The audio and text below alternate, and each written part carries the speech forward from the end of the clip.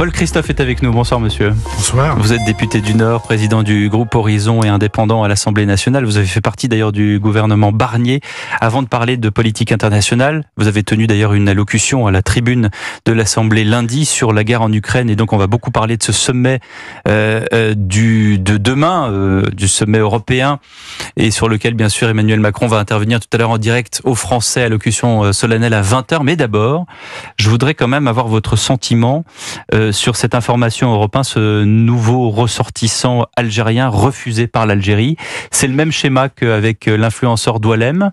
Il part en Algérie, les Algériens le refusent et il repart en France. Qu'est-ce que ça représente aujourd'hui pour le gouvernement français ?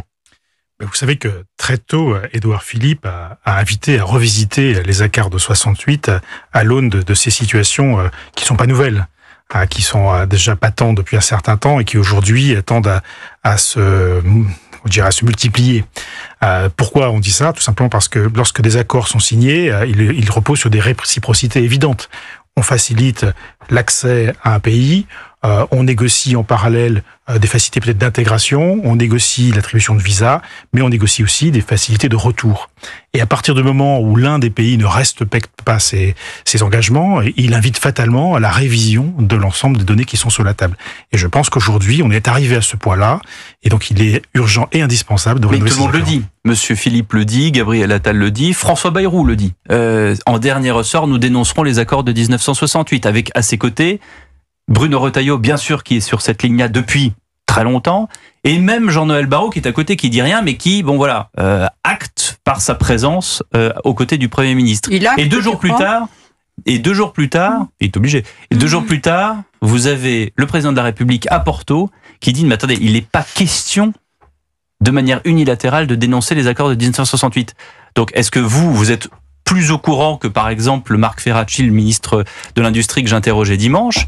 Est-ce qu'il y a des accords stratégiques, financiers, sur le pétrole, sur le gaz, sur je ne sais encore, qui fait que on n'arrive pas à franchir le Rubicon parce qu'on est lié tellement puissamment avec l'Algérie qu'on ne peut pas avancer? Je ne le pense pas. Il est évident qu'il y a des accords économiques patents. On a bien vu que lorsque le gaz russe s'est fermé, eh bien, il a fallu se tourner vers d'autres fournisseurs. Et l'Algérie est l'un de nos partenaires économiques importants sur cette dimension-là. Mais pour autant... Pour 7% de notre gaz, quand même. On est bien d'accord. Ouais. Donc pour autant, je pense qu'aujourd'hui, nous sommes arrivés à un point de rupture. Il y a une forme de défiance qui mérite d'être revisitée à l'aune de la diplomatie, alors quel que soit le canal qu'on emploiera. Sinon, ça devra passer par la loi à un moment donné. Catherine Ney. Oui, mais enfin, le président Macron ayant reconnu la marocanité du Sahara occidental en juillet, je veux dire, les Algériens ne répondront pas à l'ultimatum du Premier ministre, parce que je pense que jusqu'à 2027, jusqu'au bout du mandat du président, ils ne feront rien pour la France et au contraire feront tout pour plutôt entraver enfin, il n'y a pas de solution possible parce qu'ils sont vraiment fâchés avec le président. Donc le gouvernement ne peut rien faire. Mais le gouvernement peut très bien faire des choses sans faire beaucoup sur les accords. En tous les cas, par exemple, il y a la circulaire signée par Kouchner avec son homologue qui permet à tous ceux qui ont un passeport diplomatique en Algérie qui s'achètent quand on a de l'argent de venir l'été avec qui ils veulent, pour le temps qu'ils veulent, et là, se faire soigner dans les hôpitaux. Et ça, on peut essayer de voir d'y porter remède sans faire beaucoup de bruit, quoi. Monsieur Christophe. Là-dessus. Non, on est complètement en phase, c'est ce que j'ai. Et tous les canaux diplomatiques, ça veut dire utiliser tous les champs possibles. Oui. Cette question-là en est une patente. Il y en a d'autres qui seront à la main, évidemment. On sait très bien que la politique diplomatique est plutôt à l'aune du président à ce niveau-là. Mais pour autant, je pense qu'il est légitime qu'on transcrive finalement les intentions de nos concitoyens, leur volonté exprimée manifestement et à plusieurs reprises. Et puis, c'est une situation de justice aussi qu'il nous faut faire respecter. Je voudrais qu'on écoute Donald Trump lors de son discours hier devant le Congrès américain. Nous accordons une grande importance à tout ce que l'Amérique a fait pour aider l'Ukraine à maintenir sa souveraineté et son indépendance. En ce qui concerne l'accord sur les minerais et la sécurité, l'Ukraine est prête à signer au moment qui vous conviendra. J'apprécie qu'il ait envoyé cette lettre. Je l'ai reçue il y a peu de temps. Parallèlement, nous avons eu des discussions sérieuses avec la Russie et avons reçu des signaux forts indiquant qu'elle est prête pour la paix. Ne serait-ce pas magnifique ? Paul Christophe, on vous a déjà entendu lundi sur ce sujet, mais vous êtes au micro d'Europe 1, je voudrais que vous précisiez votre pensée. Quel est l'angle d'action, voire l'angle d'attaque de l'Europe et donc de la France vis-à-vis de ce genre de propos qui ont lieu spécifiquement depuis vendredi dernier? Déjà, ce qui nous a stupéfait vendredi, c'est l'humiliation faite au président ukrainien et par-delà sa personne, à son peuple entier, qui lutte depuis 3 ans pour sa survie face à un agresseur qui est la Russie. On ne doit pas avoir peur des mots. Et c'était une forme de traquenard, finalement, qu'il a porté devant les caméras, puisque le bureau ovale était bientôt empli de caméras et de journalistes. Cette humiliation a été quelque chose un vrai révélateur, finalement, quelque part. Alors, avec des effets rebonds, puisqu'on a vu certains leaders politiques s'exprimer et plutôt donner raison aux Russes et aux Américains en même temps. Je pense au Rassemblement National et à sa leader, Mme Le Pen. Et puis, ça a provoqué une forme de stupéfaction chez ceux qui comptaient sur le parapluie, finalement, américain pour les protéger ad vitam et aeternam. Je pense par exemple à la Pologne, etc. C'était peut-être moins violent pour nous, vu de la France, parce qu'il y a longtemps qu'on a opté pour une autre stratégie, plutôt que faire une autonomie de défense un tant soit peu, bien sûr appuyée par la dissuasion nucléaire. Mais pour autant, c'est un vrai bouleversement sur la façon d'appréhender la diplomatie, qui est finalement, comme le fait Trump dans le rapport économique, un rapport de force. Et donc pas un rapport de partenariat. Quand François Hollande, par exemple, dit que Donald Trump n'est plus un allié, c'est un simple partenaire, il a d'une certaine manière raison? Je pense qu'on peut considérer comme tel. C'était un partenaire sur le côté économique, avec tous les travers qu'on lui connaît. On pourra échanger, si vous voulez, là aussi sur l'autre enjeu, qui est un enjeu patent, l'enjeu économique. Mais sur l'enjeu diplomatique et militaire, on voit bien que c'est là le rapport de force, au même titre qu'une négociation commerciale. Paul Christophe, député du Nord, président du groupe Horizon à l'Assemblée nationale, est notre invité. On revient dans quelques petits instants d'Europe 1 Soir. À tout de suite. Europe 1 Soir. 19h, 21h, Pierre de Villeneuve. Je m'arrête juste un instant sur ce sondage effarant. 16% des élèves en France refusent de nouer des relations amicales ou sentimentales avec des camarades juifs. Paul Christophe, réaction? C'est assez effrayant, hein. C'est un révélateur de l'état de notre société. Ce qui serait intéressant, c'est que ces jeunes qui s'expriment, savent-ils faire la différence? Ou pourquoi? Ouais. Finalement, qu'est-ce que Ou est-ce qu'on est dans un couloir de nage parce qu'on leur a dit que? Par exemple, voilà. Donc, ça me rassurait d'ailleurs que ce chiffre diminue à l'aune de cette question. Mais c'est un élément révélateur de la fracturation de notre société. Et je pense que chacun doit prendre la mesure de ses propos parfois, y compris les politiques, lorsqu'ils exacerbent finalement certaines rancœurs ou certaines positions. On va écouter David Lisnard, qui ce matin était l'invité de TF1 concernant l'allocution du président qui doit arriver. Moi, ce qui m'intéresse, c'est surtout qu'on sorte du théâtre, du théâtrodrome, des postures dans lesquelles on est. La situation, elle est incertaine depuis des années. Depuis des années, les gens responsables savent qu'il faut armer le régalien, qu'il faut mettre un terme à un système social qui ne fonctionne plus. Donc, quels sont les pouvoirs du président de la République aujourd'hui, de surcroît depuis qu'il a dissous?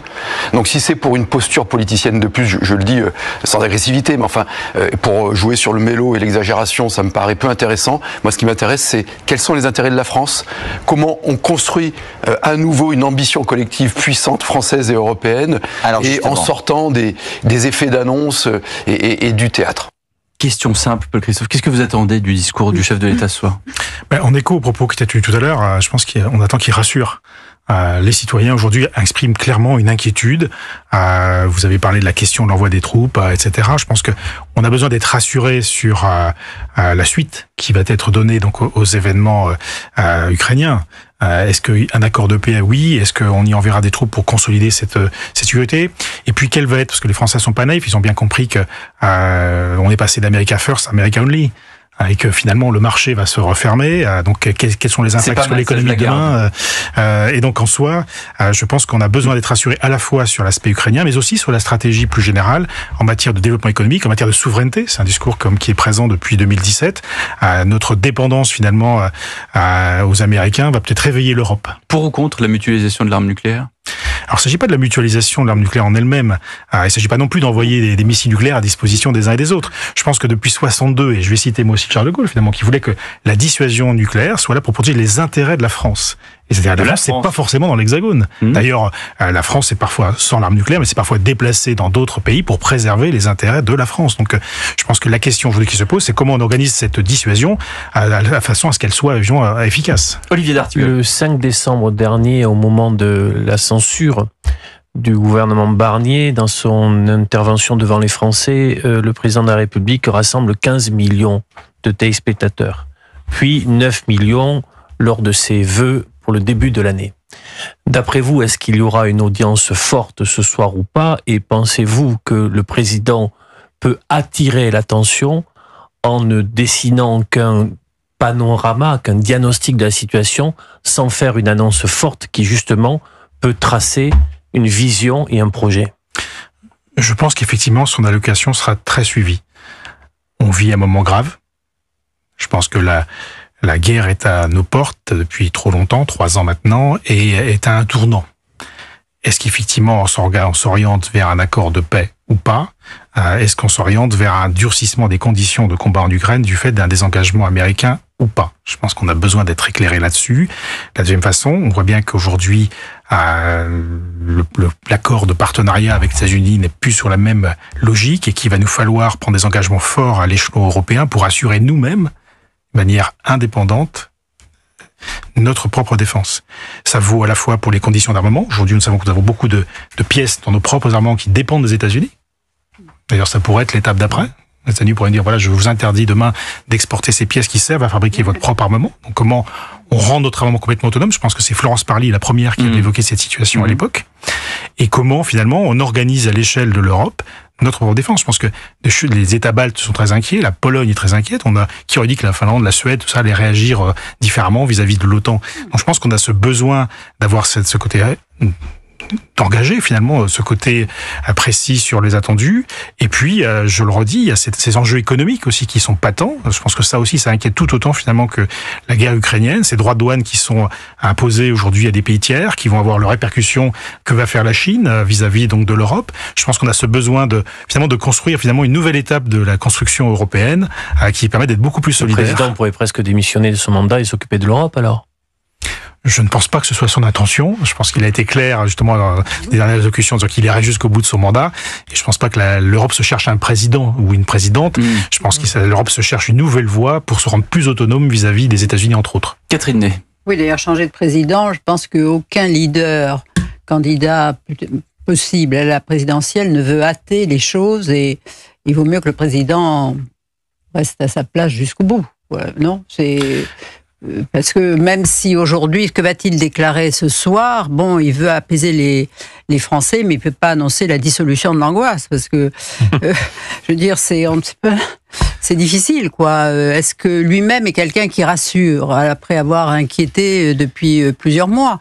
Alors c'est vrai que, quand on le voit sur la scène internationale, il est quand même en Europe un des plus anciens, puisque beaucoup ont changé, et tout en étant le plus jeune. Oui. Voilà. Donc, mais il a une forme d'aura qui demeure.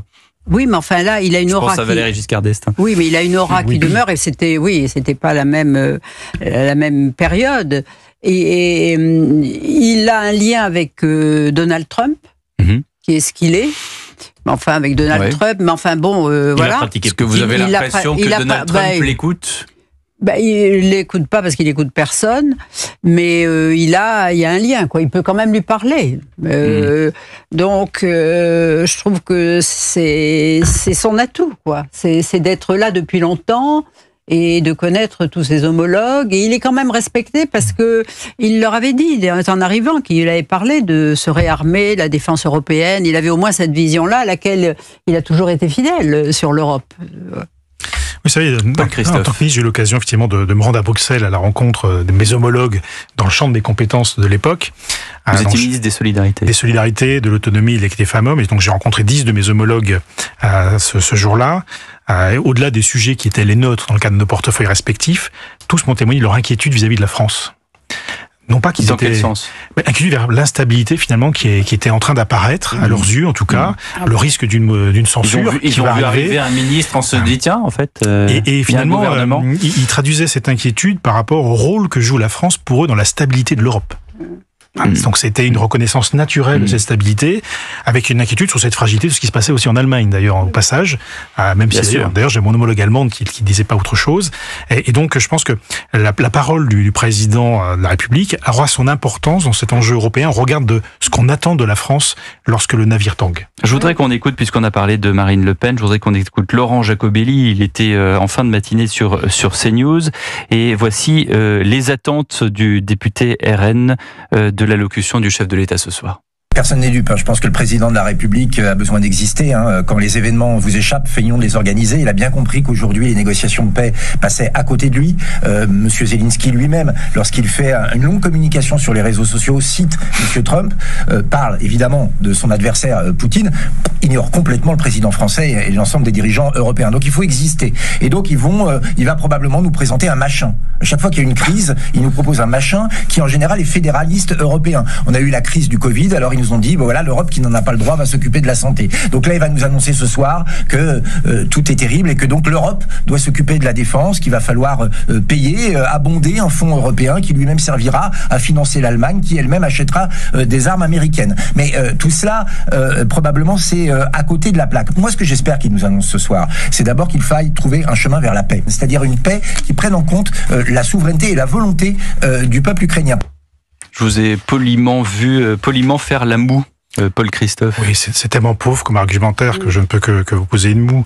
Je pense que croire que la France existe seule au monde, c'est plus que réducteur. C'est parce qu'il a dit. Il a dit que le président a besoin d'exister. Ça revient à cela, oui. Bon, c'est vous faites le même geste que ça. C'est critique facile et pas très. Non, moi je ramenais vers là. Mais pas très constructif en tout cas. L'Europe s'occupe déjà du médicament. Il y a l'agence européenne du médicament. Je pense heureusement que l'Europe a été au rendez-vous pour la crise Covid. Je pense que sinon on attendrait encore quelques vaccins. Je pense que depuis 2017, en tout cas, le président est constant en disant qu'il faut plus d'autonomie stratégique, de souveraineté militaire. Donc là-dessus, on peut lui donner un gage. On peut faire tout ce qu'on veut, mais je pense que là-dessus, on peut s'accorder de sérieux. Dans les 800 milliards annoncés par la présidente de la Commission européenne, on sait très bien que cette somme est adossée à la capacité des États membres d'augmenter leur part de PIB dans la dépense militaire. Nous sommes aujourd'hui à 2%, si on compte les pensions militaires, un peu plus en effet. D'après vous, on peut aller jusqu'à combien et avec quelle trajectoire ? On est sur une trajectoire déjà qui était de 32 milliards en 2017 pour arriver à un peu plus de 60 milliards en 2030. Donc on est sur une trajectoire à la hausse qui avait été validée par la loi de programmation militaire. Est-elle suffisante aujourd'hui à l'aune de ce qu'on est en train de vivre ? Je ne le pense pas. Donc ça veut dire également que je dois être cohérent quand je dis à la tribune qu'il faut remettre de l'ordre dans nos comptes pour pouvoir retrouver des marges de manœuvre. Ça, je pense que ça y contribue. Et puis l'impulsion européenne a du sens aussi. Je pense que tous les États membres vont devoir jouer également leur rôle et puis arrêter peut-être leur dépendance au matériel américain. Est-ce que c'est 3,5 ? Est-ce que c'est 4 ? Vous savez, pas au loto. C'est un peu comme au ministère. C'est quand même des. Répondons à la question, puis chiffrons-la, et je vous dirai si c'est 3, 4, 5 ou 6. Mais à ce stade. À 6, non, mais on n'a pas les moyens, malheureusement. Se donner un chiffre. La Russie est à 10. La Russie est à 10. Oui, mais la Russie est en économie de guerre. Oui. Voilà, la Russie est en économie de guerre depuis longtemps. Je suis pas sûr que ce soit très efficace, mais en tout cas, ils le sont. Je pense que. Si, vous pouvez pas dire ça. C'est malheureusement très efficace. On le voit sur le terrain en Ukraine. Avec les pertes qu'ils subissent quand même, je pense que c'est pas si efficace que ça. Pour dépenser autant, ce qui fait peur, c'est qu'il frappe. Et il tue des gens tous les jours. Il tue des gens, mais il gagne pas beaucoup de terrain. Non, mais ça mérite d'être rappelé, Catherine, vous serez d'accord. Oui, mais il continue en ce moment, tous les jours, de tuer des Ukrainiens. Tous les jours. Des enfants. Je pense que ce qui est important, c'est d'établir l'objectif, le volume de notre besoin attendu. Et là, on pourra chiffrer. Et là, je pourrais vous répondre effectivement si c'est 3, 4 ou 5. Eh bien, nous suivrons cette allocution présidentielle, bien sûr, en direct à 20h00 sur Europe 1. Merci beaucoup, Paul Christophe, d'avoir été l'invité d'Europe 1 Soir.